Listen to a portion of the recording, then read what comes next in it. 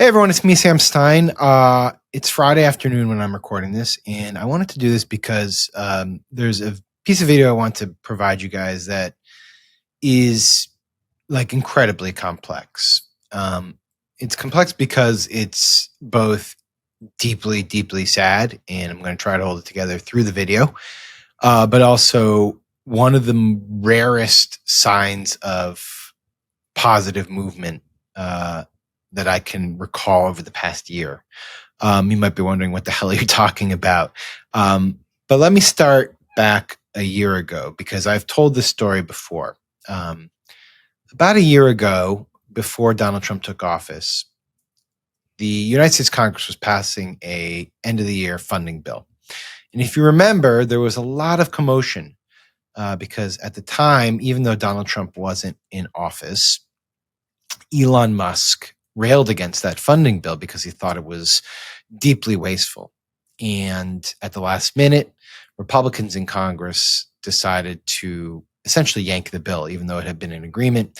And they cut out all these provisions to make it just this kind of finite continuing resolution. Among the provisions that we focused on at the time were a series of reforms and investments in pediatric cancer treatments and research. One of those provisions got saved, and I did a video, God, it must have been almost 12 months ago, celebrating that moment, because it was a remarkable thing to see even that stuff get saved. But a couple of the other provisions did not get saved. One of those was called the Give Kids a Chance Act. So the Give Kids a Chance Act, and look, I'm not a doctor, so I don't want to pretend to be, but basically it changed a bunch of the regulations around how the FDA authorizes treatments for pediatric cancer research, combination drug therapies. It gives the agency the authority to compel pharmaceutical companies to study the efficacy of those combination therapies. Among the people in the field, and this is what's most important to know, among the people in the field, this is like a big deal. Kids' cancer treatments are not something that gets a lot of investment money because, to be blunt about it, not many kids get cancer, and so it's not a big moneymaker for pharmaceutical companies. And one of the ways that you can actually compel more research is to loosen the regulations. And one of the ways to loosen the regulations is legislation like Give Kids a Chance Act. But it didn't pass.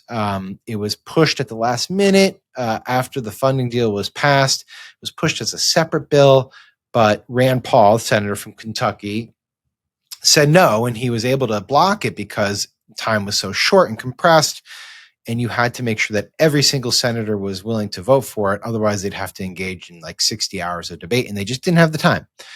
The argument from people like Elon Musk back then was, well, if it's so important, Congress will consider it on its own merits. And it didn't. The act was widely beloved. It had well than enough co-sponsors in the House to pass very quickly. It didn't have the same number of co-sponsors in the Senate, but that was not because people didn't support it. It's just that they hadn't gotten around to putting their name on it. It was well understood that if this thing just got a vote, it would pass. But it lingered. And frankly, it's been lingering for years, well before what happened in 2024. It nearly passed in 2022, but Congress can work in these cryptic Byzantine ways, and good ideas often just languish in inertia. And that's why that missed opportunity in 2024 was so frustrating for the advocates. They were so close to tasting it, and then it was gone. And it just sort of stayed that way through the summer and into the fall. And then something really miraculous happened. And it wasn't even on my radar. I'd written about it a couple months ago, and I just kind of forgot about it. And then one day I kind of looked up, and I got a text from someone who works on this stuff. And the Give Kids a Chance Act just passed the House. The hell? It didn't make any sense to me, but it did. It passed the House. It passed the House last week. And I'm going to get into the story about how that happened, because it's a remarkable story. And now it could pass the Senate.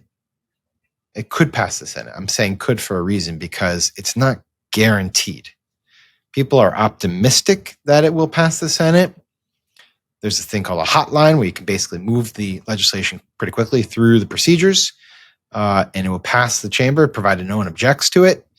And the expectation is hopefully that it happens next week. But there are some hurdles, I think. There's some hurdles, and we'll see. So how did it get even to the place where it's possible that it's going to pass? This is where the story goes from really optimistic and happy to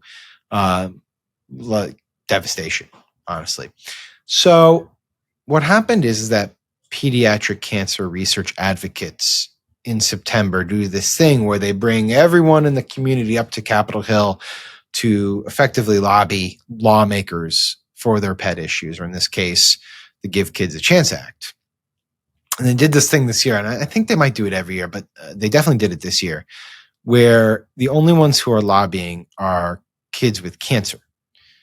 And they just go around on the Hill and they meet with lawmakers and they talk to them about what the hell is going on and how their lives are affected by these horrific diseases that they're suffering from, and what it means to support legislation like Give Kids a Chance, right? And this year, they did the same thing. And I'm told that the meetings were just gut-wrenching. And one in particular appears to have really stood out. And it's a young girl named Mikaela Naylon. I had no idea about her story up until very recently. She was on the Hill. At the time that she was on the Hill, I'm told that she only had a few weeks to live. The doctors had told her that. And she asked her parents to spend the last days of her life lobbying lawmakers for this bill. And so she went around with friends and fellow cancer patients, and she started talking to lawmakers. And her story is awful. I mean, it's uplifting to a degree, but it's just awful too. So she has osteosarcoma. It's a rare bone cancer. She was diagnosed when she was 10. I'm going to read you one of the posts that she had made on Facebook. She wrote this when she was 15. She was actually 16 when she went to the Hill. I'll try to get through this. She says, "Hi, my name is Mikaela Naylon. I'm 15 years old, and I was diagnosed on July 1st, 2020.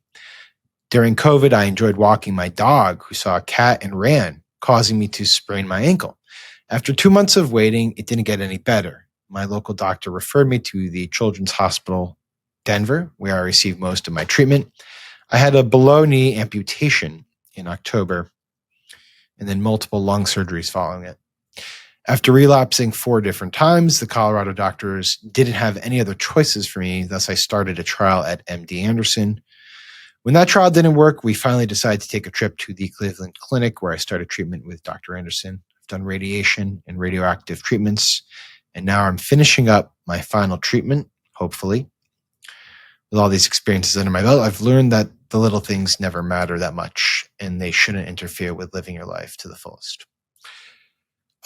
So yeah, she was 15 at the time. She wrote that. She was 16 at the time that she was on the Hill. And I want to play a little bit of the clip of a video she made in and around this time. This is not her on the Hill. This is her talking to members of the community about what her life was like suffering from this disease and still taking chemo, knowing that